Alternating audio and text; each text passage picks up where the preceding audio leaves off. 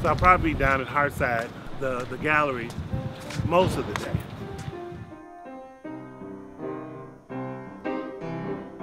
My goal was I wanted to become a concert pianist, love to do, but not being able to afford to give me lessons, I couldn't do that. So I learned along the way. I started painting and drawing, and I crochet. That's what I do. How you doing? I'm being filmed right now. Oh yeah? Yeah, well, I was starting. Oh, good. Let me open the door for a start.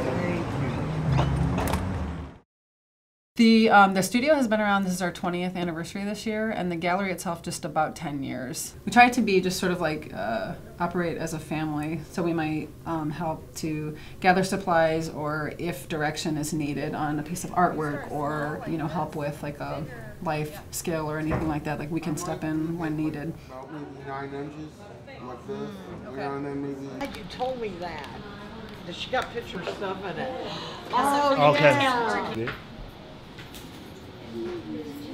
A lot of people think because we are a nonprofit and a ministry that it's just homeless people, but it's not. We have people that have different degrees of mental illness. We have people that just want to come in and express themselves and do art. Many talented people come through the doors. It just amazes me how much talent there is here. So when people like your art or buy it, I mean, yeah, everybody needs money. Who doesn't nowadays? But it's more than that. It's that, wow, they really like what you do. They really like your talent. And that makes you feel good. It makes everybody feel good, to be appreciated for what they do.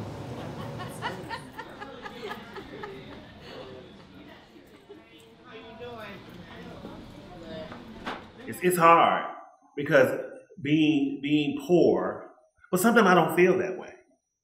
I remember many times I was growing up, I didn't feel poor. I knew I was. You can have such a richness around you that you don't seem like, then when you can't go to the doctor, I need a lot of different things done. I'm at an age where I need to have things checked. But it's hard, but I'm trying to think about those things. This is my art. I do the collages and acrylic. I paint and I make these blocks. They tell stories all around. I call them conversation blocks. Oh, I have an order right now for 5 pieces that I'm working on for a lady named Helen here. Sarah, happy birthday to you. Happy birthday to you. Happy birthday, dear Sarah. Happy birthday to you.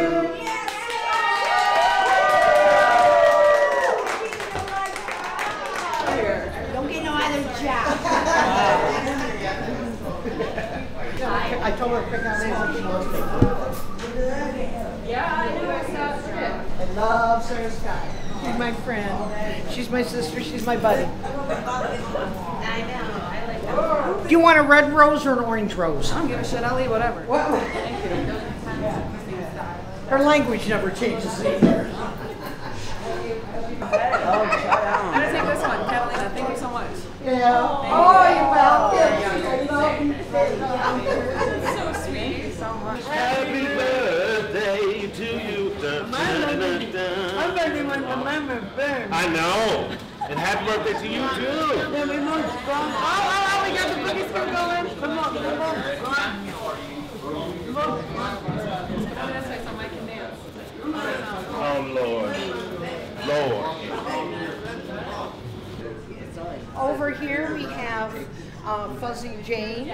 We call her Fuzzy Jane because she likes anything fuzzy. It's fuzzy. Jane, Fuzzy Jane, is sitting here.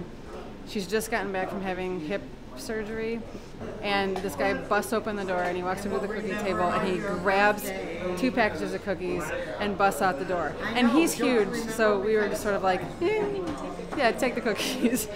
And Jane slams her hands on the table. Little Jane with like hip surgery Jane slams her hands on the table, busts out the door, and like 30 seconds later or whatever, she comes back with 2 packages of cookies and puts them back on the table.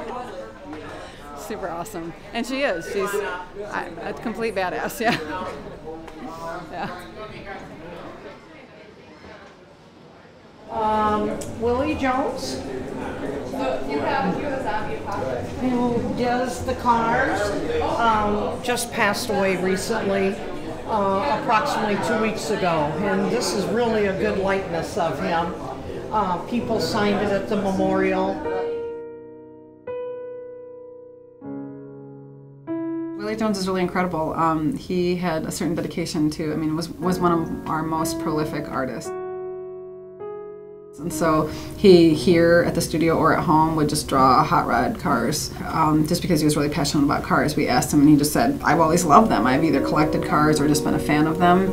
And so he just felt like this is a way to kind of, express himself in that way and sell his artwork. So I think it was great that he was here and able to do that. And then the Museum of Everything in London approached us about potentially having some artists from our studio be a part of a big, their 4th exhibit there at Selfridges in London. And so they selected Willie as one of the artists, and so we did a big Kickstarter, and Willie and myself went to London. Somebody from the walk of life he's lived and to be chosen to go to England. So he was really excited about it. People all over the world came and they saw him. And he mentioned to Sarah, he said, flying was nice to get to England, but next time we go by car. And he was serious. That was so funny about it. So he was a sweetheart. How cool. It's that cool. You having a good time? Yeah. I'm already back. There's a memorial service on Monday at 2 o'clock here for him and the family. It's going to be the only funeral service for him.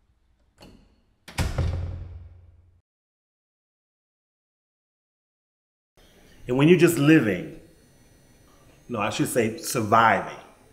If you're just surviving, you're not living. Yeah. If you're just trying to get to the point where you're just trying to keep warm, you're trying to get some food, you're trying to, life sometimes just gets, you got to have other things. That's why art is so important, and seeing other things and seeing other things in life is important.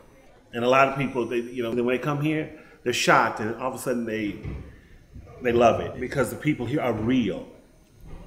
What you see is what you get. I see a better life for myself, but I found a family here where I can be creative, I can be supported, and so it's wonderful.